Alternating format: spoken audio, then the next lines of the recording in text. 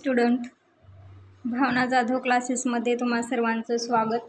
तर आज आपण BCom थर्ड इयर सेमिस्टर 6 तर यामधील जो तुमचा बँकिंग अँड फायनान्स याचा क्वेश्चन पेपर आहे तर आपण 2024 मध्ये आलेले क्वेश्चन आपण बघितलेले आहेत। तो व्हिडिओ तुम्ही पाहिला नसेल तर पाहू शकता चॅनलच्या प्लेलिस्टमध्ये जाऊन।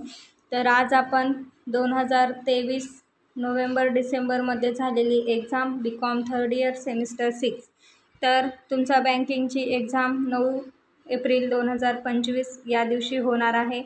तर त्याला अभ्यास करण्यासाठी महत्त्वाचे क्वेश्चन कुठले आपण अभ्यासायचे तर त्याच्यासाठी थोडंसं एक प्रिव्हियस इयरचा क्वेश्चन बघितला म्हणजे आपल्याला थोडंसं की बाबा गेल्या वेळेस हा क्वेश्चन 20 मार्काला आला होता तर यावेळेस कोणता येते, तर हे थोडंसं आपल्याला कंपेअर करण्यासाठी बरोबर जातं। ठीक आहे, तर आता आपण बँकिंग अँड फायनान्स यामधील 2023 याचा प्रिव्हियस इयर क्वेश्चन पेपर आपण आज बघणार आहोत। तर बघा, फर्स्ट क्वेश्चन आलेला होता, what is RBI, explain RBI regulatory functions. RBI म्हणजे काय आणि RBIचे नियमन कार्य स्पष्ट करा।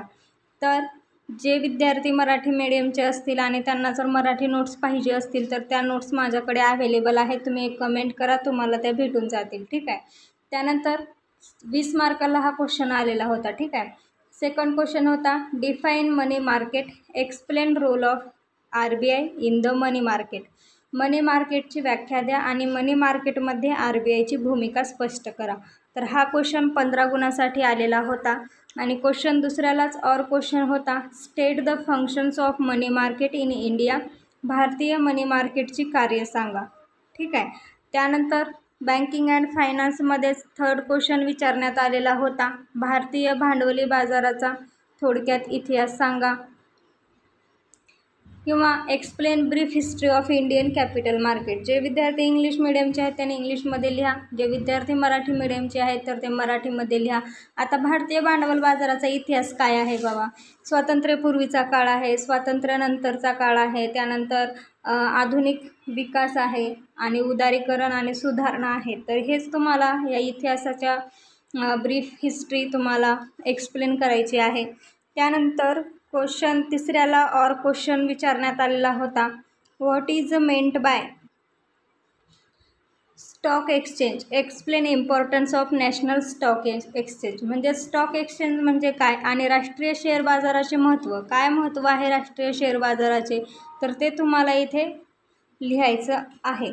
त्यानंतर क्वेश्चन चौथा आलेला होता 15 गुणांसाठी, describe the role of securities and exchange board of India, म्हणजेच सेबी। तर securities and exchange board of India, SEBI भूमिकेचे वर्णन करा। आता सेबी म्हटलं की तुम्हाला लक्षात आलं पाहिजे, सेबी हे काय करते तर शेअर मार्केट जे असते तर त्यांच्यावर नियंत्रण ठेवण्याचं हे सेबी काम करत असतं। शेअर बाजाराचा विकास, शेअर बाजारावर नियंत्रण, त्यामध्ये लोकांची फसवणूक होत आहे की नाही तर याचे नियंत्रण काय करते तर सेबी करत असते। ठीक आहे, त्यानंतर क्वेश्चन चौथ्याला क्वेश्चन और आलेला होता, explain importance of SEBI in capital market regulation, भांडवली बाजारात नियमन सेबीचे महत्त्व स्पष्ट करा। आता भांडवल बाजारात सेबीचे महत्त्व काय आहे तर ते तुम्हाला इथे स्पष्ट करायचे आहेत। त्यानंतर क्वेश्चन पाचवा, आता क्वेश्चन पाचवा हा 10 गुणासाठी असतो, त्यातील कुठलेही 2 तुम्हाला सोडवायचे असतात। तर फर्स्ट होता ऑनलाईन बँकिंग, ऑनलाईन बँकिंग म्हणजे काय असतं, त्याचे फायदे काय काय असतात, तर ऑनलाईन बँकिंग कशा प्रकारे चालवली जाते, ती लोकांसाठी योग्य आहे की नाही, तर हे तुम्हाला एक्सप्लेन करणं गरजेचं आहे। त्यानंतर digital payment system, the digital payment system हे सुद्धा ऑनलाईनच आहे, म्हणजेच डिजिटल पेमेंट कशा प्रकारे केले जातं, आपण घर बसल्या वस्तू खरेदी करू शकतो, विक्री करू शकतो, तर तेच तुम्हाला इथे लिहायचं आहे।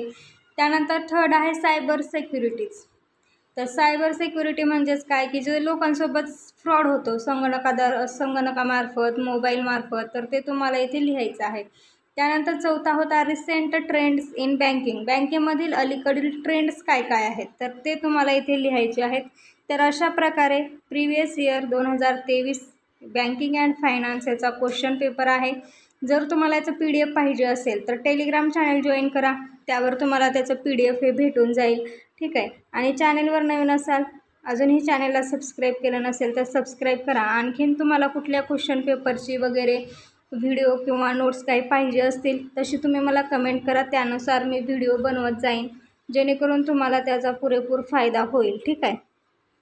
तर व्हिडिओ आवडला असेल तर नक्की एक लाईक करा आणि भेटूया आपण नेक्स्ट नवीन व्हिडिओमध्ये. तोपर्यंत अभ्यास करा. पेपर हा बँकिंग अँड फायनान्सचा 9 एप्रिल 2025 या दिवशी होणार आहे.